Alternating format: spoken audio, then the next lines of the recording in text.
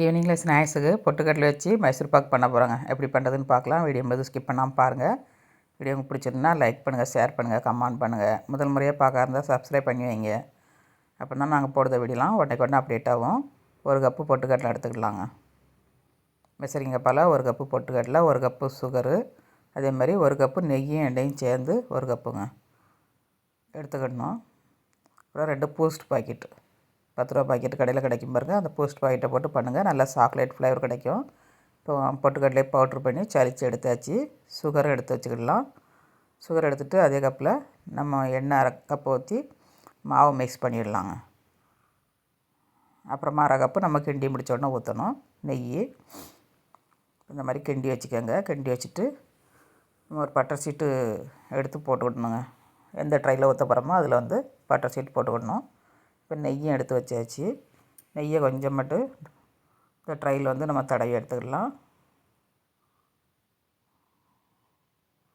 Butter சீட்டு cut பண்ணி இந்த மாதிரி லெவலாக கட் பண்ணி எடுத்துக்கோங்க. உள்ளுக்கு வச்சுன்னா எடுக்கிறதுக்கு ஈஸியாக இருக்குங்க.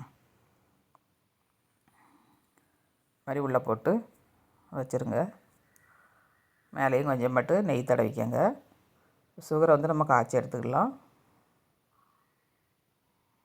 1 கப்பு சுகருக்கு 3/4 கப்பு தண்ணிங்க ஊற்றி நம்ம ஒரு கம்பி பதம் வரணும். ரொம்ப பிசுபிசுப்பான்னு வரக்கூடாது. ஒரு கம்பி பதத்தில் நம்ம எடுத்து அதில் மாவை சேர்த்துடணுங்க. ஒரு கம்பி பதம் வந்துருச்சு. இந்த மாதிரி நூல் மாதிரி இழுக்கணும். இழுத்தோடனே நம்ம விட்டு கிண்டிடணுங்க. பொட்டுக்கடலையில் மைசூர் பாகான்னு நினைக்காதீங்க, அவ்வளோ ஒரு டேஸ்ட்டாக இருக்குங்க. நம்ம பூஸ்ட்டு போட்டுக்கனால நல்ல சாக்லேட் ஃப்ளேவர் கிடைக்கும். டேஸ்ட் வந்து 1 மாதம் வரைக்கும் ஸ்டோர் பண்ணி வச்சு சாப்பிடலாம். இந்த மாதிரி ட்ரை பண்ணி பாருங்கள். இப்போ எண்ணெய் பூரா நல்லா அப்செட் ஆகிட்டு நம்ம நெய்யை ஆட் பண்ணிடலாம். பாதி நெய்யை ஊற்றிருக்கேன். பாதி நெய்யை நம்ம கடைசியில் ஊற்றி கிண்டி இறக்கிடணும். நல்லா வெந்து வருது. வெந்து வர நேரத்தில் மிச்ச நெய்யை ஊற்றி நம்ம கிண்டி இறக்கணும்னா சூப்பரான மைசூர் பாக்கு ரெடிங்க. பொட்டுக்கடலை மைசூர் பாக்குன்னு யாருமே சொல்ல மாட்டாங்க. அந்தளவுக்கு டேஸ்டியாக இருக்கும். ட்ரை பண்ணி பாருங்கள். நல்லா முருகக்கூடாது, நல்லா மொறுமொறுப்பாக எடுக்கணும். நம்ம இந்த மாதிரி கிண்டி எடுத்துக்கோங்க. நல்லா ஆறிச்சு, தட்டியாச்சு. 1 மணி நேரம் கழித்து எடுத்துருங்க.